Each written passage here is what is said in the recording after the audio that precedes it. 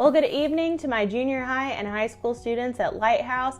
This week is going to be a tad bit different. We're actually in my dining room. Our church offices are closed for the 4th of July, and so I thought we'd go ahead and just teach this curriculum here. But I'm really excited to get into this lesson today. This is our last lesson in the series over the book, Sharing Jesus Without Freaking Out. And I want to talk to you a little bit about finding opportunities to share the gospel with others, and a little bit about how to respond or kind of how to be prepared for people who might reject the gospel. And so I want to jump in with our first point, which is that evangelism listens to the needs of others. So again, evangelism is just that super fancy word that means sharing your faith. And so when you listen to the needs of others, you will find opportunities to share your faith. And that actually leads me into my second point, which says that you have never met a person or encountered a situation where the gospel is not applicable. So listen for the blessing or the brokenness. And what I mean by that is when you're talking to someone about anything really, they're going to open up to you in some way about something good going on in their lives or something bad going on in their lives, right? So the blessing or the brokenness. And that opens up an opportunity in either situation for us to share God. So let's think of an example of a blessing. So maybe someone is telling you that they just ran their fastest mile or hit a home run or got a good grade on a test. And you could come in and say, hey man, God has really blessed you with athletic ability or with intellectual ability. And, you can just compliment them and talk about how that's a gift from God. And then, boom, you have opened up kind of that spiritual conversation and see where God takes it from there. Someone talking about brokenness, maybe they're talking about how at home, maybe their parents are going through a divorce, or maybe they're fighting a lot with their siblings. And then you can come in and be like, man, that is really rough. Can I pray for you? And again, then you have opened up that spiritual conversation and you get the opportunity to pray for someone, and you can do it right there on the spot. You can just put your hand over their shoulder and start talking to God. And so that's a really awesome way to kind of share your faith and to maybe open up an opportunity to share the gospel like we've been talking about for the last few weeks.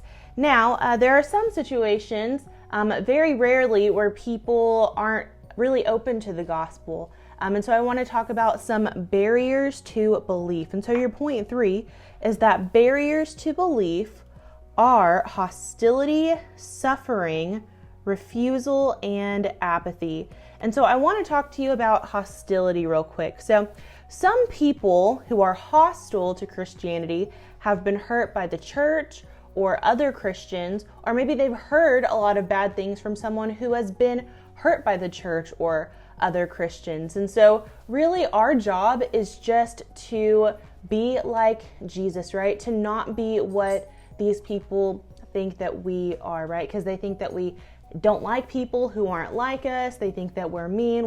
They think that we don't really believe what we say we believe. And so your best witness to someone who is hostile to Christianity is just to genuinely love Jesus and to obey him, right? And to do the things that the Bible teaches us to do. So, and you have to remember, if you have accepted Jesus, if you call yourself a Christian, you've got to remember that people are watching you and that every single day you represent Jesus. And so again, hostility is that first barrier to belief. And next I want to talk to you about suffering. So a lot of people have trouble accepting God because of this question: why is there suffering in the world if God is all powerful, but he is also good? And so the Bible actually says that God created a perfect world without any death, evil, or any kind of suffering, but humans chose to betray God and to sin. And now the world is broken, and it was never God's plan for us to hurt, but we willingly messed up our relationship with God, and that is why there is suffering in the world. So the good news is that Jesus is doing something about it, and he's using you and me and the church as a whole to make the world more like heaven, and more like how it was supposed to look in the very beginning when he first created it, right? And some people are still going to have a hard time understanding this. And so once you've kind of explained that to them and that suffering really was never God's plan in the first place, even if that kind of doesn't help and they just sort of are like, man, I don't really get that. It's, I'm not interested. Then again, just like what we've talked about in our conversations before, it's not your job to convince anybody to be a Christian. It is simply your job to share your faith. So at that point, you just continue to pray for that person and you continue to love them, right? And you have done your job, right? And I'm going to keep looking over at my laptop for my notes, so that's why I keep looking over here in case that's distracting anybody. But the third point, so again, some barriers to belief are hostility, suffering, and then the next one is refusal. So people who refuse the Christian faith, these are people who know the gospel. Maybe someone has shared it with them before. Maybe they grew up in church or something, but now they choose to follow another religion or no religion at all. And they aren't necessarily hostile to Christianity. They just are not interested. And so you can't make anyone believe in Christianity, like I just said, but you can always make the gospel part of your conversations with them, and you can pray for them.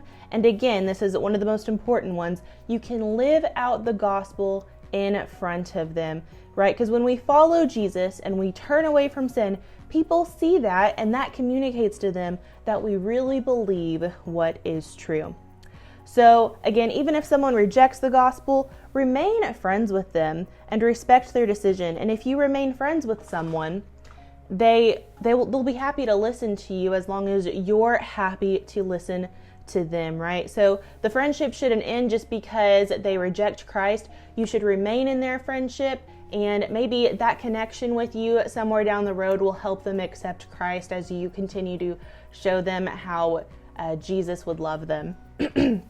And then the final blank in that third point is apathy. And this word just means you don't care. So someone who is apathetic to Christianity either doesn't care or just doesn't see how the gospel would be relevant to their lives. And so we simply just need to explain to people that God created them to have a relationship with Him and that God can make their lives whole. And so again, some things to remember, and we've talked about this in our prior videos, but evangelism works best in relationships. If you can show people the love of God through your actions to them every day while you are being a good friend to them, or a good sister or brother, or even daughter or son, or just church member, whatever it may be, whatever your relationship is to that person, just be good to them and love them the way that Jesus would.